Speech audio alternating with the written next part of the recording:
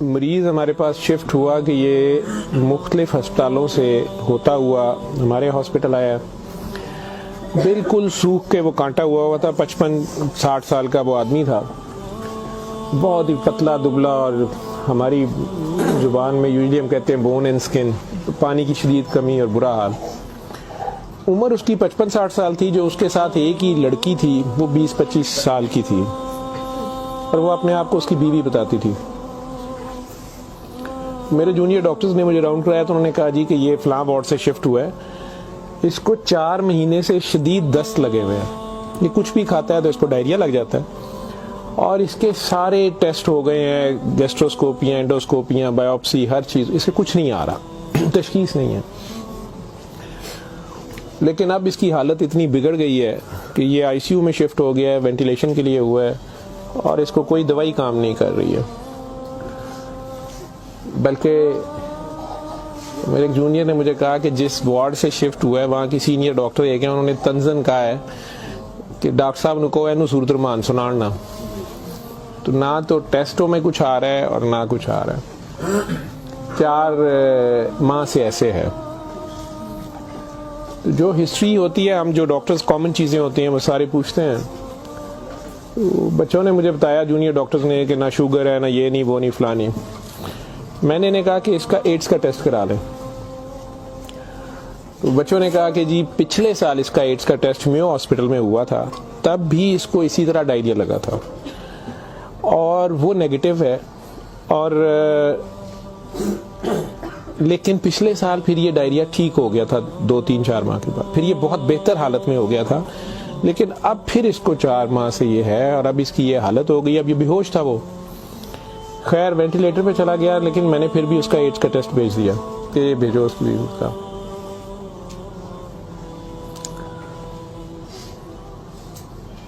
سورہ رحمان ہمارے آئی سی یو میں ویسے ہی لگتی ہے, صبح دوپہر شام, کئی بار مس ہو جائے, دن میں کم از کم ایک بار ضرور لگ جاتی ہے. کوئی نہ کوئی ڈاکٹر نرس ڈیوٹی اپنی سمجھ کے اس کو لگا دیتے ہیں. وہ بھی لگ رہی تھی, سارے پیشنٹس تھے. جہاں تک جتنی میری یادداشت ساتھ دیتی ہے کہ تیسرا دن تھا تو میری جونیئر ڈاکٹر کا مجھے فون آیا, بڑا پینکی. اس نے کہا کہ سر یہ پیشنٹ جو ہے اس کی حالت تو خراب ہی ہے, ویسے ہی ہے, بہتر نہیں ہو رہا یہ والا پیشنٹ, اس پہ اچانک ایک چینج آئی ہے کہ یہ سورہ رحمان جب بھی لگتی ہے, میں نے نوٹ کیا ہے, لیکن نرسز صبح سے بتا رہے تھے, لیکن میں نے یہ نوٹ کیا اب کہ جب بھی لگتی ہے اس کے ناک منہ سے, ویسے اس کے پائپ ڈالا ہوا تھا, پھیپھڑے, ہم سانس, اس کو مشین, سانس والی مشین سے جو ہے نا وہ اس کے لیے پائپ ڈالا ہوا تھا, ناک میں بھی ایک نالی تھی معدے کے لیے, بے ہوش تھا. اس نے کہا جی اس کے ناک میں سے سنڈیاں ابلنا شروع ہو جاتی ہیں باہر کو, اور نرسز اس کے اوپر ڈیوٹی کرنے سے تنگ ہو رہے ہیں. تو اب سکر ایک مشین ہوتی ہے جس سے ہم مریض کے اندر سے ایک بلغم نکالتے ہیں جو نیگیٹو پریشر سے سک کرتی ہے. سر اس کو ہم سک کرتے ہیں, لیکن یہ نہیں سمجھ آ رہی کہ یہ کہاں سے آ رہے ہیں. میں نے کہا اس کے معدے سے کھینچ کے دیکھیں, انہوں نے کہا جی ادھر سے نہیں آ رہے. میں کہ ان کی سانس والی نالی سے آ رہے ہیں, کہ اس میں سے بھی نہیں آ رہے. لیکن جب سورہ رحمان بند کرتے ہیں یہ ختم ہو جاتے ہیں, یہ باہر نظر نہیں آتے. یہاں ہماری ہڈیوں میں خالی جگہ ہوتی ہے, انہیں ہم سائنس بولتے ہیں ڈاکٹرز.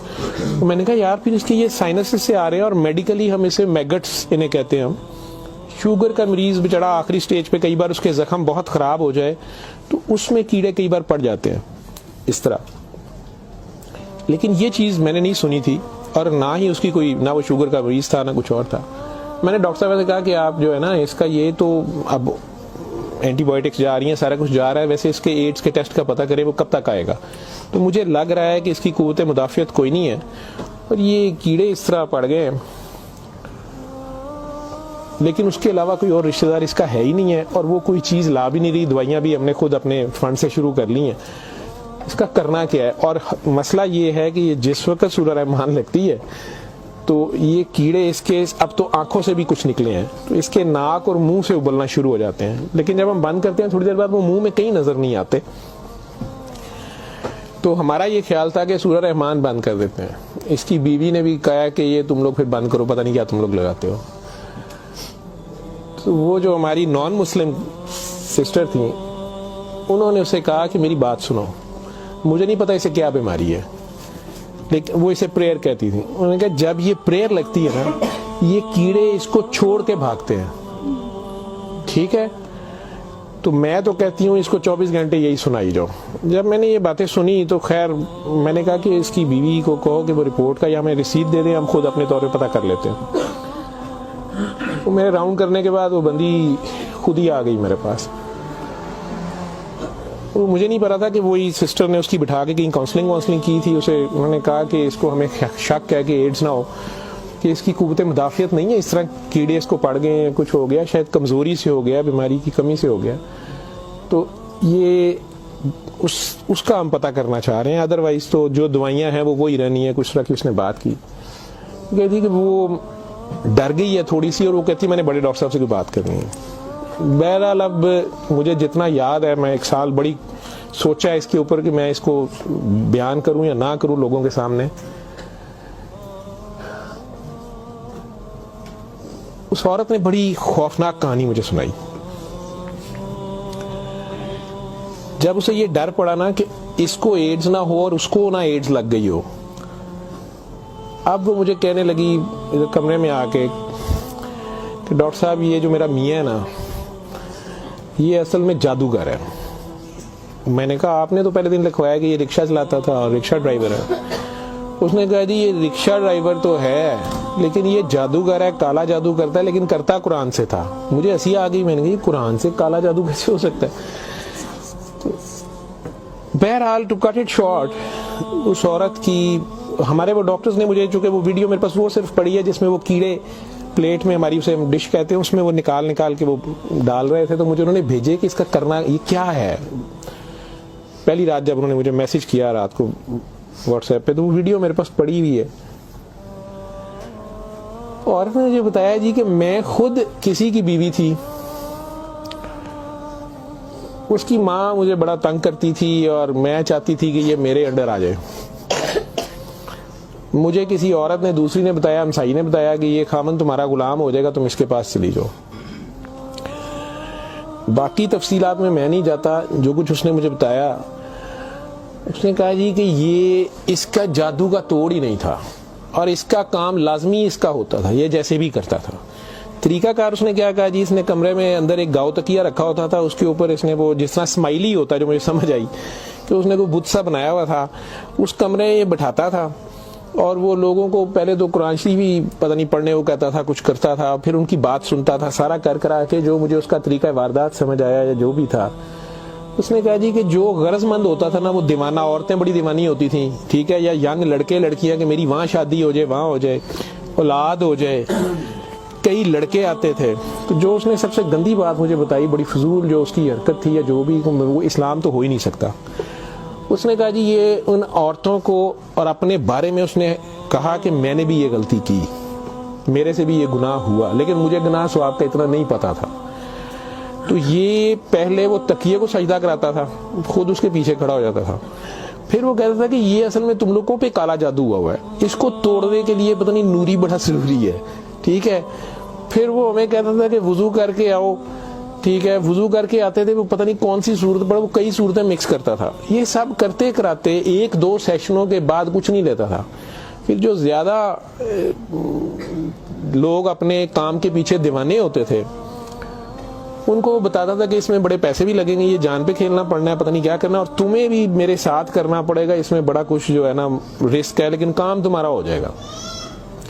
وہ جو بھی اس کی کہانیاں تھیں, جو اس کو بعد میں کسی اور وجہ سے پتہ چلی, جو مجھے وہ بتا رہی تھی کہ جی یہ عورتوں کے ساتھ بھی اور ینگ لڑکوں کے ساتھ یا مردوں کے ساتھ بھی غلط کام کرتا تھا, پھر انہیں اپنا گند کھانے پہ مجبور کرتا تھا, پھر انہیں پتہ نہیں کون سے کوئی آیت بنائی ہوئی تھی یا کوئی نام تھا, پتہ نہیں کیا, کہ عربی کے جی یہ پڑھ کے نا تم نے یہ مکسچر جو ہے نا, یہ ہنڈیا پکاتے ہوئے تھوڑا سا بیچ میں گند ڈال دینا ہے اور اپنے خامن کو کھلا دینا ہے, یا اس لڑکی کو کھلا دینا ہے, یا اس کو کھلا دینا ہے. تو میں اپنے خامن کے ساتھ یہ سارا کچھ کیا میں نے. اب مجھے بتائیں کہ جب وہ اس بندے کے ساتھ ہی سو گئی تو اس کے خامن تو وہ رہا ہی نہیں ہے نا, تو نہ وہ مسلمان رہی ہے, نہ وہ یہ حرکتیں ساری. اب اس کے بعد بقول ان خاتون کے, اس لڑکی کے, کہ جی وہ خامن جو میرا تھا اس میں تو تبدیلی نہیں آئی, اس نے مجھے فل مارنا شروع کر دیا. اور مجھے اس کی میرے تڑپ اس کی طرف بھاگتی تھی کہ میں اس کے پاس آؤں. تو پھر میں نے اس کے پاس ویسے آنا شروع کر دیا کہ میں نے تمہارے ساتھ شادی کرنی ہے, میں نے ادھر سے طلاق لینی ہے, میں نے یہ کرنا ہے وہ کرنا ہے. تو میں انہیں بتائے بغیر اس کے پاس آ گئی. اس کے ساتھ میں 6 ماہ رہی. اس نے کہا کہ پھر ایسے ہی رہنا پڑے گا, اور اس سارے کام میں شامل ہوئی. تو اس نے ویسے مجھے کہا کہ نکاح ہو گیا ہے ہمارا, قرآن شریف پہ اس نے نکاح کیا. اس نے کہا ہم دونوں کی رضامندی نکاح ہے, وہ پیچھے سے طلاق لے کے نہیں آئی. ٹھیک ہے. اس کے بعد اس کو یہ ڈائریا لگ گیا. ڈائریا لگنے کے بعد یہ کہتی ہے کہ جی میو اسپتال میں جب ہم تھے 4 مہینے ہمیں ہو گئے اور برا حال تھا اس کا پچھلے سال. تو یہ ایک دن مجھے کہنے لگا کہ میں کہتا ہوں کہ میں اللہ سے توبہ کر لوں, اللہ میری جان بخشی کر دے تو میں توبہ کروں, اور میں نہ اب رکشہ ہی چلا کے اس میں جتنی روٹی روزی ہوگی تو میرے ساتھ گزارا کر لے گی, اور تو بھی واپس چلی جا اپنے خامن کے پاس. ٹھیک. اور ادھر سے جا کے طلاق لے نہ لے, اور یہ نکاح نہیں ہے, اور جو بھی اس نے کہا کہ جی ہم نے توبہ کر لی بقول اس کے جو اس کی سمجھ تھی.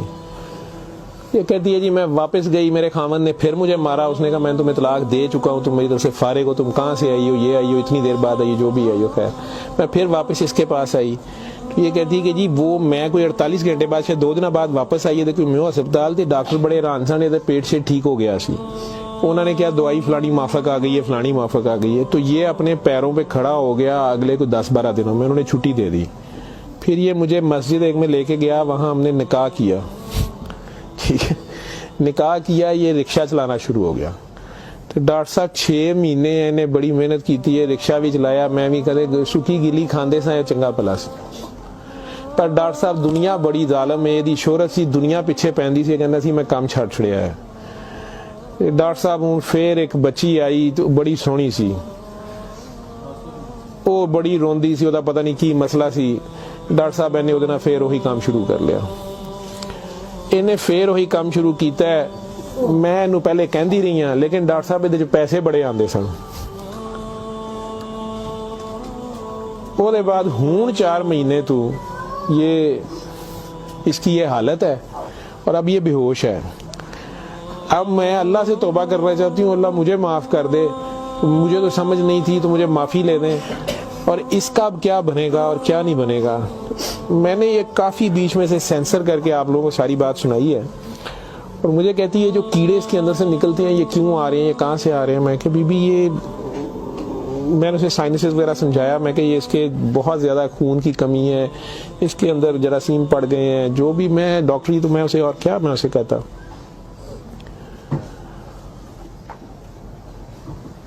اور اس وقت ساری بات سنا کے تو اس نے وہ رپورٹ اندر سے نکالی, اور مجھے کہتی ہے جی یہ رپورٹ میں تو اس کو HIV کی رپورٹ تھی کہ جی وہ اتنے رپورٹ والے مینوں کہا ہے کہ ڈاکٹر صاحب فوراً جا کے دیو, تو تسی وہ لیبارٹری میں کہیں پوچھتی رہی.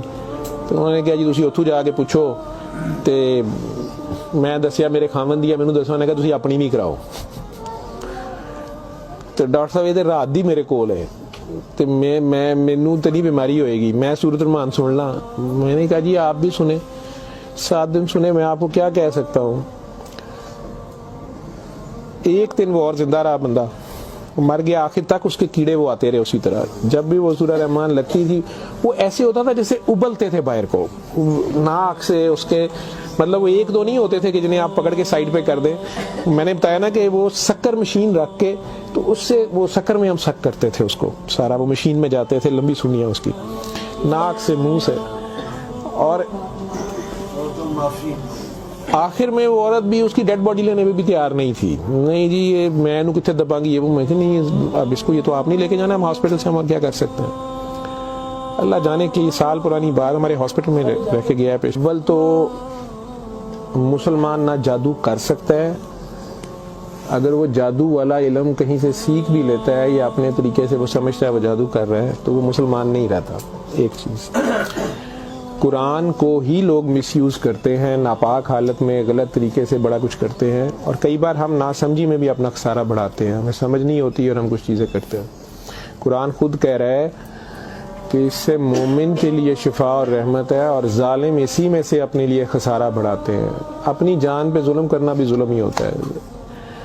تو اول تو مسلمان جادو نہ کر سکتا ہے نہ کسی دوسرے پہ کرواتا ہے. اگر دوسرے پہ بھی کرواتا وہ مسلمان نہیں رہتا. جب آپ جادو کے چکر میں پڑیں گے یہ خود شرک ہے. آپ اللہ بننے کی کوشش کر رہے ہیں نا، آپ اپنی مرضی کے ریزلٹس لینے کی کوشش کر رہے ہیں. ٹھیک ہے، مافوق الفطرت طریقے سے، اور پھر اس سے زیادہ بڑی بدبختی کہ اللہ کے کلام کو مس یوز کر کے سارا کر کے، تو وہ مسلمان نہیں رہتا. میں نے اس دن بھی بتایا تھا، وہ بچی امریکہ سے جو فون کر رہی تھی آپ لوگوں کے سامنے، یہاں میں نے اسے کلمہ شہادت پڑھایا تھا. اسے دوبارہ کلمہ پڑھوایا تھا کیونکہ اس کو پتہ نہیں تھا. یہاں وہ آئی تو وہ اس سے یہی کام کسی اور نے کروایا. وہ مسلمان رہ ہی نہیں گئی ہوئی تھی اور خامن سے لڑائی اس کی چل رہی تھی. ان کا آپس میں فساد ہو جاتا تھا، ٹھیک ٹھاک پرابلم میں تھے. صرف اسے دوبارہ سے باوضو ہو کے آپ کلمہ پڑھیں. زندگی میں اگر ایسی کبھی غلطی کر دی ہے تو اللہ سے معافی مانگے اور دوبارہ سے کلمہ پڑھ کے مسلمان ہو. دوسرا، اگر آپ میں سے کسی کو وہم ہے کہ آپ لوگوں پہ جادو ہے تو کسی بابے کے پاس جانے کی ضرورت نہیں ہے. یہ تو فٹافٹ آپ لوگ کہتے ہیں کہ جادو برحق ہے، اور جی جادو نبی کریم صلی اللہ علیہ وسلم پہ بھی ہو گیا تھا. نبی کریم صلی اللہ علیہ وسلم نے اس کو کیسے توڑا تھا؟ انہوں نے کیا طریقہ بتایا ہے؟ ایک بار سورہ فلق، ایک بار سورہ ناس، یا آپ 3 بار سورہ فلق 3 بار سورہ ناس پڑھ لیں، جادو ختم ہو گیا. اعوذ باللہ من الشیطان الرجیم پڑھتے ہی ختم ہو گیا. ویسے تو مسلمانوں پہ تو ہوتا ہی نہیں ہے. میں نے سورہ مومنون کی 89 آیت بار بار ریفرنس دیا ہے. میں کسی بحث میں نہیں مذہبی میں پڑھنا چاہتا. اللہ بڑے واضح طریقے سے اس میں بتا رہے ہیں کہ ان سے پوچھو، سورہ مومنون میں 84 سے 89 تک، ان سے پوچھو کہ آسمان اور زمین کا مالک کون ہے، یہ سارا کچھ کس نے بنایا؟ یہ فوراً کہیں گے اللہ نے. ان سے پوچھو تمہاری زندگی اور موت کا ہر چیز کون فانی؟ کہیں گے اللہ نے. ان سے پوچھو پھر تم کہاں سے جادو کر دیے جاتے ہو؟ جب ہر چیز کا مالک وہ ہے تو پھر یہ جادو تم لوگوں پہ کہاں سے ہو جاتا ہے؟ یہ ہماری اپنی سوچ میں ہوتا ہے. 99% لوگ تو سائیکی کے مریض بنے ہوتے ہیں، اور یہ اصل میں آپس کی نفرت ہوتی ہے. ہماری آپس کی نفرت، حسد، کینے، بغض، لالچ، ہوس، یہ جو ہماری سوچ کی لہریں ہیں یہ ضرور ایک دوسرے کو ڈسٹرب کرتی ہیں. یہ نظر لگ جاتی ہے، ماں کی نظر اپنے بچے کو لگ جاتی ہے، پیار سے ہی دیکھ لیں، اس کو زیادہ انرجی چلے گئی، بیچ میں ماشاءاللہ نہیں کہا، فوکس اللہ سے ہٹا، بچے پہ گیا آپ کا. تو اللہ کے ریفرنس سے اس بچے کو دیکھیں کہ ماشاءاللہ میرا بیٹا کتنا پیارا، تو پھر نظر نہیں لگتی ہے. یہ باتیں آپ کو سمجھائی گئی ہیں کہ فوکس آپ کا اللہ رہے. نعوذ باللہ نعوذ باللہ نعوذ باللہ، کئی بچے میرے ساتھ زیادہ پیار سے جب زیادہ چلتے ہیں، آپ اللہ ہیں، نعوذ باللہ میں اللہ کیسے ہو سکتا ہوں؟ پھر انہیں میں کہتا ہوں کہ بیٹا یہ کفریہ کلمہ ہے. کسی بات سے کوئی بندہ مدتوں سے پھنسا ہوتا ہے، اس میں سے نکلتا ہے، کئی بہت بڑی بات کر دیتے ہیں. ہوش کے لوگ نہیں ہوتے ہیں، جب تک ہوش میں نہیں ہوتے ہیں تو اس وقت تک تو ان پہ حد نہیں لگتی، لیکن جب ہوش آ گئی ہے اس کے بعد یہ بات کفر میں آتی ہے، اور اللہ یہ برداشت نہیں کرتا. آپ ناسمجھی میں بھی کر رہے ہو، بچہ ناسمجھی میں بھی الٹی سیدھی حرکتیں کر رہا ہو تو ماں تو کان پکڑ لیتی ہے، اس نے بھی اسے سکھانا تو ہوتا ہے، اسے ثابت تو کرائے گا، پہچان تو کرا کے چھوڑے گا اللہ کون ہے، اللہ کہاں ہے. ٹھیک ہے. آیت الکرسی کا مطلب ہے کرسی کی نشانی، کرسی کا اشارہ. ٹھیک. جب آپ خوف کی حالت میں ہیں تو وہ پڑھ لیں، یا آپ کو لگتا ہے کہ ہمیں کوئی مسئلہ نہ ہو تو پڑھ لیں. تو اس کا مطلب یہ نہیں ہے کہ وہ آیت الکرسی کے لفظ یا آیت الکرسی کے وہ آپ کی حفاظت کرتے ہیں. اس کا مطلب کیا ہے؟ عربز کو تو پتہ چلتا تھا پڑھتے ہوئے کہ وہ کیا کہہ رہے ہیں. وہ ساری اللہ کی حمد اور اللہ کی شانیں بیان ہو رہی ہیں. تو کرسی کی بات ہو رہی ہے کہ کرسی زمین و آسمان پہ ہر طرف وہ ہے، تو اصل میں تو کرسی والے کی بات ہو رہی ہے. تو جو کچھ کرنا ہے کرسی والے نے کرنا ہے. تو اگر کرسی والے سے آپ کا دھیان ہٹ گیا، ٹھیک ہے، تو آپ کرسی کی پورا شروع ہو گئے، تب بھی پھنس گئے آپ.